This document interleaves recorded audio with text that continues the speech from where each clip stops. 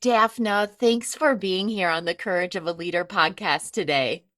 I am so excited to be here. Thank you, Amy, for hosting me. Yeah, absolutely. You and I have been working on parallel paths for quite some time, Yeah, focused on courage and leadership. So I'm yeah, so excited to dive into this conversation. We're going to talk about the courage to lead, what that is, why it's important, how it's an inside out job. Let me start first with the question, Daphna, why? Why do we need or want courage as leaders? There's so many yeah. leadership behaviors and competencies and focus out there. I sometimes feel like we don't hear courage as much as we should. Why is it important? True. Wow, I think that is a huge question. But if we had to distill it into something that's very clear, I would say that leaders are faced with uncertainty, ambiguity, volatility all the time. Yeah. I often say that a leader's job is mainly about decisions. There are decisions that have to be made all the time with often with very little information and most of the time, definitely not with enough information. And things have to be kept moving in a world that is constantly changing and uncertain. And in order to really be able to navigate your way through this world and achieve the success and the results that you want as a leader, you need to have courage because you're going to be, taking risks, making mistakes, not always getting it right and having all the information that you need. And that means that you're constantly walking on the edge of, I'm not always sure of what I'm doing.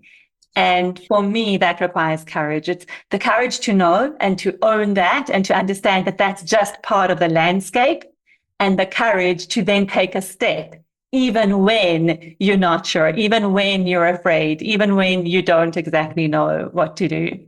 Even to the courage to trust the people around you when you're not always sure that you can. So there's always that measure of uncertainty. And I think uncertainty and courage go together. Yes.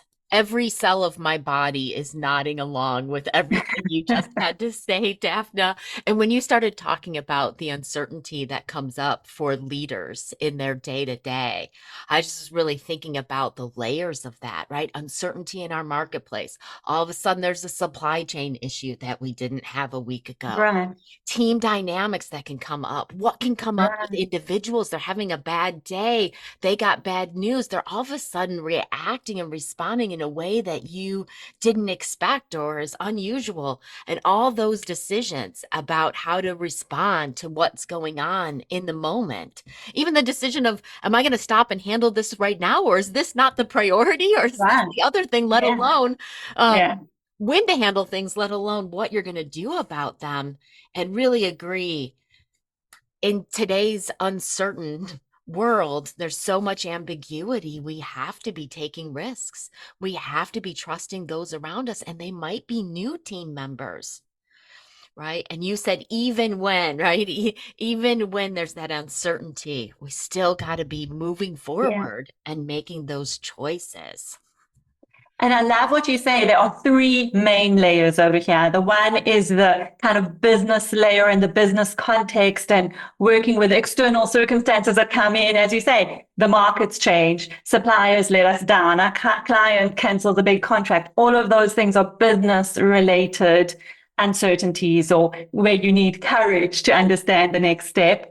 Then the next layer is a layer of the people that you're working with and the relationships and the communication that you need to have that's so clear.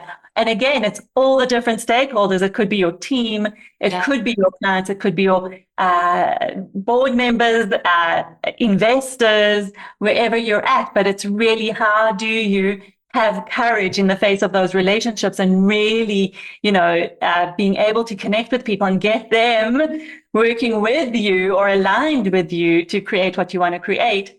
And then I would say the deepest layer is the courage within yourself, Yes. which is when you're feeling the fear, when you're feeling that uncertainty and what's going to happen and what if it fails, you have the courage to take the step and go for it and go for the big things and find that within yourself in the face of fear, uncertainty, and everything that we've spoken about. So it kind of felt very natural to go into those three layers as you were Yeah. talking. Yeah. I like how you've defined that. And I want to ask you some about what does courage look like engaging at those different levels. But first, Daphna, let me tell listeners a little bit more about you. Mm. Daphna Horowitz is a CEO, coach, leadership expert, and author and actuary. Yeah. Daphna's mission is to refine your leadership style from top performer to great leader so that you create a workplace culture that inspires people and gets results. She's always up for a challenge and sets herself big goals and achieves them. When she became a director at the age of 23 in a large consulting company and one of only 5 female actuaries in South Africa, she began asking herself, what do I really want? She's fought for gender equality at work, has taken on volunteer leadership positions in various NPOs, and then switched careers from exact sciences to humanities because she sees how a strong, supportive organizational culture makes all the difference. She attained her MPhil cum laude and MCC, which is a Master Certified Coach certification with the International Coach Federation. And perhaps most significant to Daphna is to continue experiencing joy and life. She's climbed Kilimanjaro, learned to play the saxophone, completed a pastry chef course, relocated to a new country, and has written 2 books, one of which is entitled Courage to Lead Leadership Lessons from Kilimanjaro. Thank you for being here, Daphna. Thank you for that beautiful introduction. Yeah, you and I have so many things in common, including playing the saxophone. Really, I didn't even know that. Love it. Yes. But let's get back to what does this look like? What does it take from all of us as leaders to demonstrate courage when we're dealing with uncertainty at those 3 levels you describe? Yeah, so I actually have this model of leadership. I call it the ABC model of leadership. I know it's just very simple, but I think it really brings to play that whole concept of what does it mean to have courage in leadership. And I think that there's always the practical layer and the deeper layer in each of those ABCs. The A stands for awareness, and that's about self-awareness. Because as we said, it's an inside out job. And in order to be leading well, we need to be understanding ourselves. We need to know ourselves, our strengths, our blind spots. What are our motivations? Who are we? What do we want in our life? And that's the awareness piece, self-awareness piece. Know yourself better. And I say on a practical level, because I know when people hear self-awareness, they think it's, oh, all this work, whether it's coaching or therapy or something that's going to deep dive into yourself. And maybe not everybody has really the desire or inclination to do that, or maybe sometimes even energy. But the truth is, on a practical level, if you know your strengths and weaknesses, if you know who you are going to, first of all, understand your people better. And you're even going to make better hiring decisions because you want your team to fill in the gaps of where you're not strong at. In this world that we're living in, we understand that if you hire people, which is our tendency, is to hire people who are more like us because that's who we connect to better and that's where we have this wonderful energy going. But we actually need to move aside that tendency and say, where are my gaps? Where do I need help and input? Where are the things that I don't know? And those are the people that you need to hire. So even just on a practical level, Love it. having that level of self-awareness, knowing yourself means that you're going to build a better business for yourself as well. Daphne, I know you've got more to say about awareness on a deeper level. I so love that. And This is why I always love chatting with you. There's a chapter in the Courage of a Leader book called Embrace Your Weaknesses. Like, yes, so practically, we want to know how to lean into our strengths and really leverage that and show up as powerfully as we can. And if we embrace those weaknesses, all the things that you just said, right? We're aware of them, and then we can lean Exactly. on others. We can get others on the team that are going to round out that skill set. Exactly, exactly. If we take it that level deeper, it means that when we're able to own our weaknesses and we're able to own our mistakes and be real and vulnerable with our people, we create even deeper connections and an even more impactful and powerful team and a more impactful presence as leaders. So that's the self-awareness piece, which I think is just absolutely critical. And I love that it's the A because that's where we need to start. We often don't start with that, you know. We Yeah. start with the results, the performance, the external measures that are important as well. But if you really want to be a courageous, extraordinary leader, start with yourself, which I know is a message that we both, put Yes. out there. Yes, care about wholeheartedly. Yeah, and couldn't Yeah, agree more. If we want to connect on a real human level, our level of self-awareness allows for that, opens that door, right? When we're exactly. able to say, okay, here's how I'm feeling right now. I'm aware, I'm tuned into that, right? Then I'm able to make a conscious choice of what do I want to share with others in this moment, right? About what I'm thinking and feeling and going through that could be of use or a way to connect Yeah, with the yeah, human across from me. exactly. Okay, B. Okay, on to the B. So B here ties beautifully with our courage concept and courage theme for today, and that is about bold moves, which is where we started our conversation, right? Leaders need to make bold moves when we don't have all the information, when there's all the uncertainty. We still need to take a step, and that's where we need to actually step up and be bold with our moves. So we can't always play it safe. We can't always just, work in the space of what we know because then we're not going to grow. So yeah, on a practical level, it's that what step am I going to take? What decision am I going to make in order to grow myself, grow my business, grow my team, whatever area that needs to be developed? And then again, I'm going to take it on a deeper level. And it's also what we discussed is like courage that comes from inside, taking the step when we feel the fear, doing it anyway, overcoming the things that hold us back, the obstacles and behavior patterns that are within us that maybe want us to want to keep us safe, want us to stay within our comfort zone. We need to develop that quality of courage and boldness in ourselves, in our internal selves as well. Yes, yes, that's so important that taking bold moves, having courage doesn't mean that there's no fear there, that there's no doubt Mm, there, right? We're doing it in spite of. And when we take those bold moves, we start to bank up evidence for ourselves that we can make bold moves, even when we don't feel 100% or even 78% confident about it. And then we get to know ourselves as someone who can make those big decisions, yeah. even when there's fear in us. Yeah, and bold moves develops growth. And whether we get it right or we don't get it right, either way, we are learning and growing. Good point. Mm, Great point. And okay. you see, C. So now with a C, I've got a trick up my sleeve because I actually got three C's. okay. So we've got three.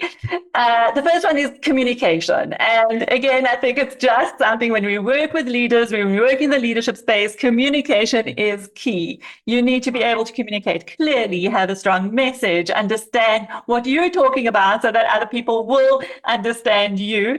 And I always say there's no such thing as too much communication because often you have to say things over and over again in different ways, in the same way, just to actually get heard and get the correct message heard. And something you need to completely check all the time. What is the message? What are you hearing? Is it what I've intended? Is it what I'm saying? Yeah. And communication is, again, practically super, super important. That's how you get your business, your message, your work out into the world. And that's how you get people to connect to you because they're hearing what you're saying and what you're presenting, right? Yes. On a deeper level, communication creates connection. Yeah. So when you're communicating well, when you're understanding, when you're hearing, when you're listening, and listening is also a part of communication, that's when you really are building relationships and building connections.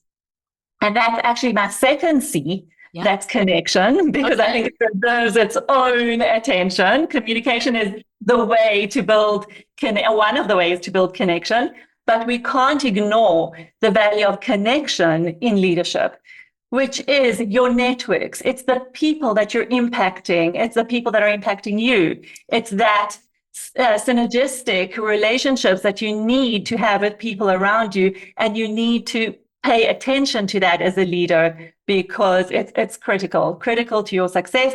And here again, I would say the practical level is the networking, the meetings, the relationship building, making sure you are meeting the people that you need to be meeting, connecting others to people, connecting yourself to people, and taking a very practical approach with it. On a deeper level, when you create that meaningful connection, you're actually building loyalty. You're building a base of fans, if you want to call it that, that will support you and be part of whatever project that you want to take on. Love it. The third C? Okay, and third C, and this is what I've done, is curiosity. And here, this is really coming down to the fact that a great leader is curious, always learning, always growing, and has really moved away from the approach that they need to have all the answers, they need to have all the knowledge, they need to know everything, because we really know in this world you're only going to gain strength, power, and growth if you continue to learn, if you bring on board people who know more than you. You've got to remain curious in your field, even if you are an expert. And I work with a lot of experts who have turned CEOs or are in leadership positions where all of a sudden their expertise is not enough.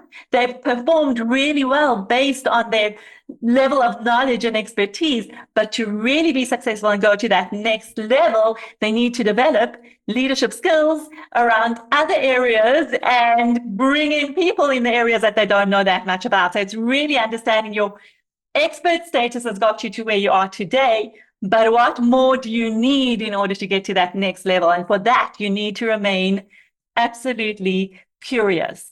And here I will just say the practical is that level of knowledge, curiosity, bringing in the people. Who do you need? Where don't you have knowledge? How do you make up the gaps? The deeper level is your own internal, Ah, continual journey of learning and growth, because at the same time as learning stuff, you need to be learning about yourself in order to be a great leader. yes. I hear so much of what you're saying, Daphna, focusing around having a growth mindset, Yes. right? Oh, yeah. One of my favorite topics, of course. Yeah, yeah, Yours yeah. as well. I want to underscore a few things that you've said about these three C's, Daphna. The first, Yeah.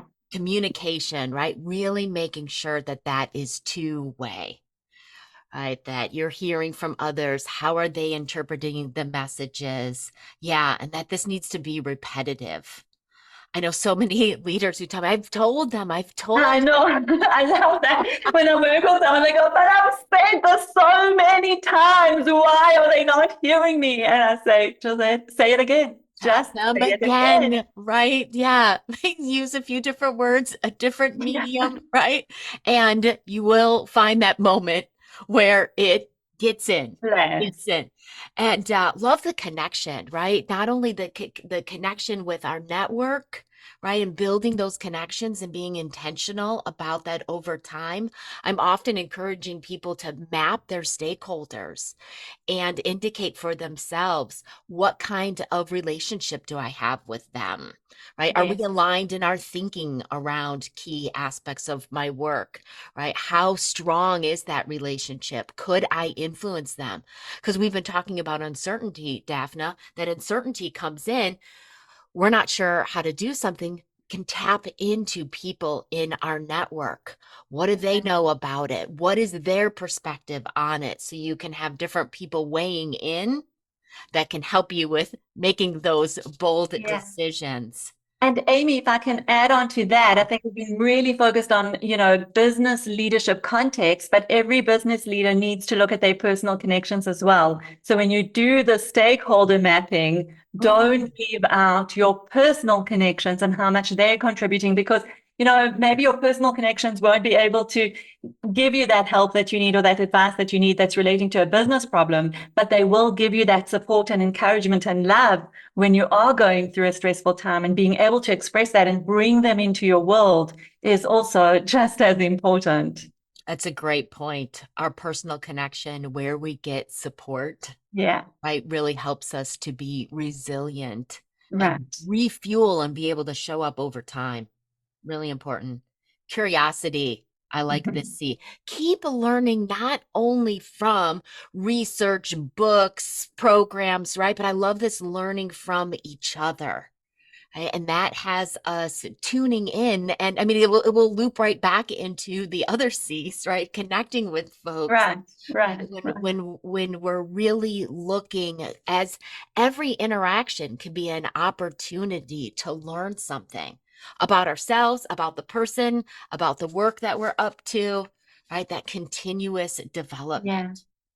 Yeah. And if I can add to that, the deeper level of learning when we're learning about ourselves and we're curious about ourselves, what makes us happy, what makes us angry, what really gets our goat, that level of understanding helps us to be better managers and be better employees and be better whatever it is, clients in any area when we understand ourselves better. And that loops right back to the A.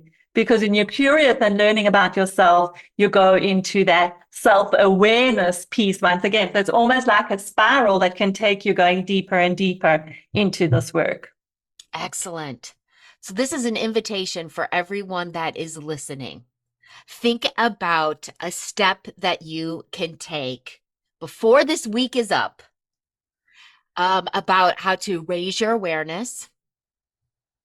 I'm open to have you jumping in here, Daphna, but I'm just thinking about, like, end of the day or over lunch, like, find some reflection time. How did I Yeah. show up in my different conversations today? Anything else you would recommend for Yeah, I would say look at something that is really bothering you right now. Yeah, something that is really a sticking point, whether it's a team member that, their behavior just triggers you or brings out not the best of your own behavior. It could be a difficult client, that keeps demanding more and more of you. And have a look at a deeper level. This would be the self-awareness piece. What is it that's being triggered for you there? And I think that conversation with a trusted friend, colleague, coach, or a therapist could really be helpful there, is to say, what is the trigger point for me there? What is it? And what is the pattern that I'm noticing? Are there other areas when I'm noticing the same kind of irritation coming up?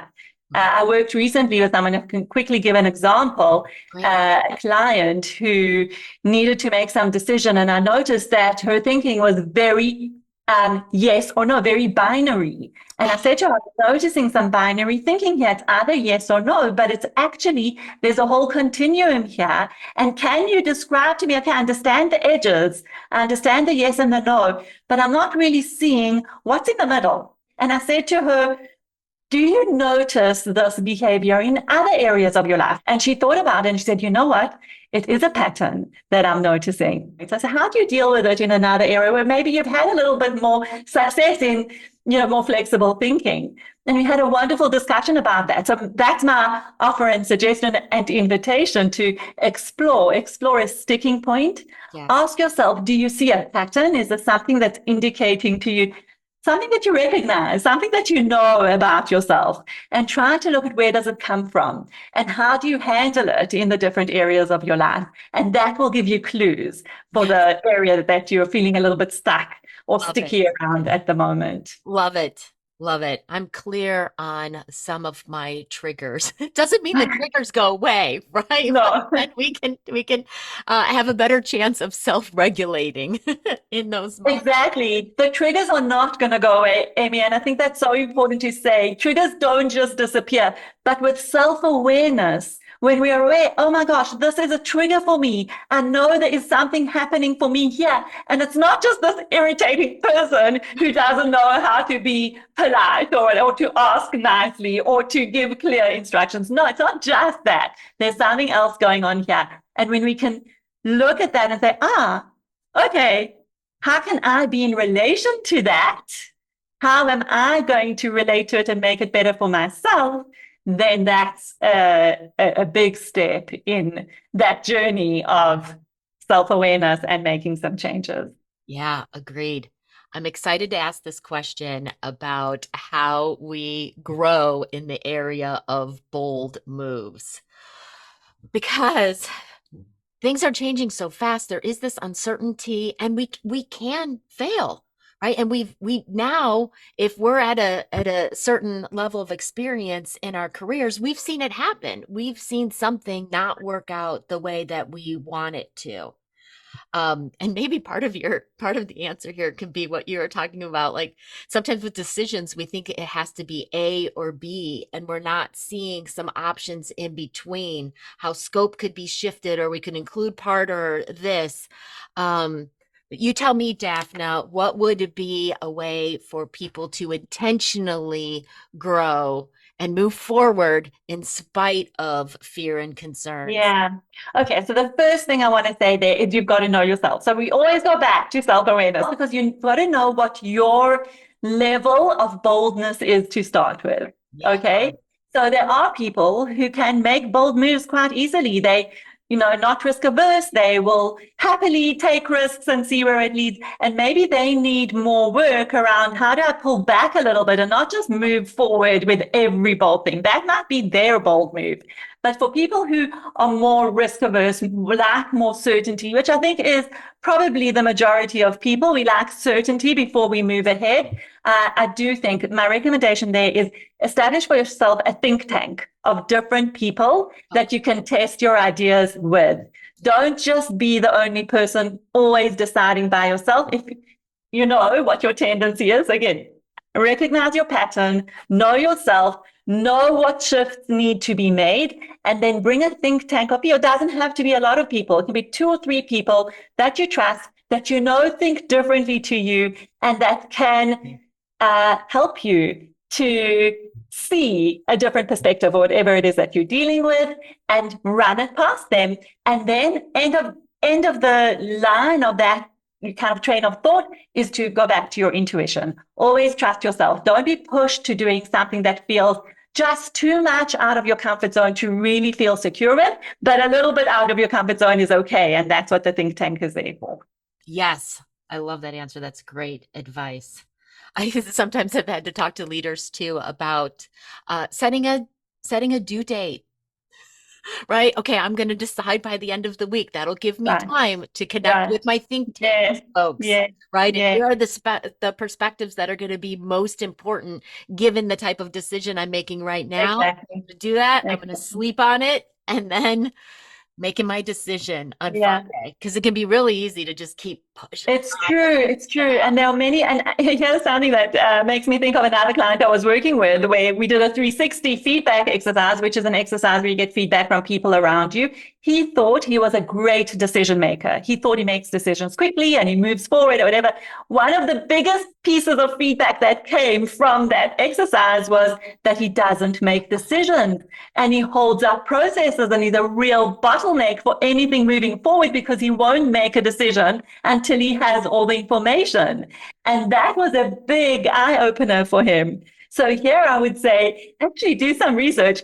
If you think you're a good decision maker, find out from the people who work with you or who live with you. Are you really a good, quick decision maker? Or do you hold up processes because you need to know all the answers? Get some feedback and folks, listeners, you don't have to wait for a formal survey to do No, have some fun. yeah. No, ask with the people around you, and of course to do it in a way where they feel safe and not gonna, if you get the answer that you don't like, you're going to retaliate in any way. So Okay. just And then Daphna, will you pick one of the C's and tell us how we can um, grow in that C? the key to good leadership is communication.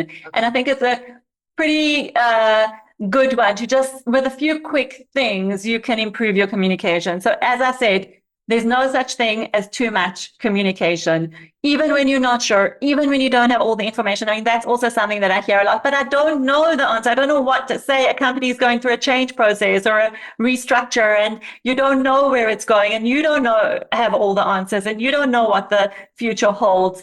Talk about the process, be present, invite people to ask questions, even if you don't. Sometimes leaders are scared to say, ask your questions because they're worried that they won't have the answers. It's okay to say, I don't know. It's okay to say, it's uncertain for all of us at the moment. Headquarters hasn't released all the information and I'm just as much in the dark. Or even to say there is some information that I can't share with you, because sometimes leaders are privy to information that they cannot share at that point. That's also okay. But when you show up and you say, I'm willing to have a conversation, I'm willing to share what I can, I'm even willing to share my feelings around this, because if there's uncertainty, your people are feeling the stress of it as well. Talk about that. Talk about the feelings. Talk about what's going on. Talk about how you can support each other. Talk about what they need, what kind of support they need, and see if you can. Not talking about doesn't mean you're going to promise anything that you can't deliver on, but you're just going to have the conversation,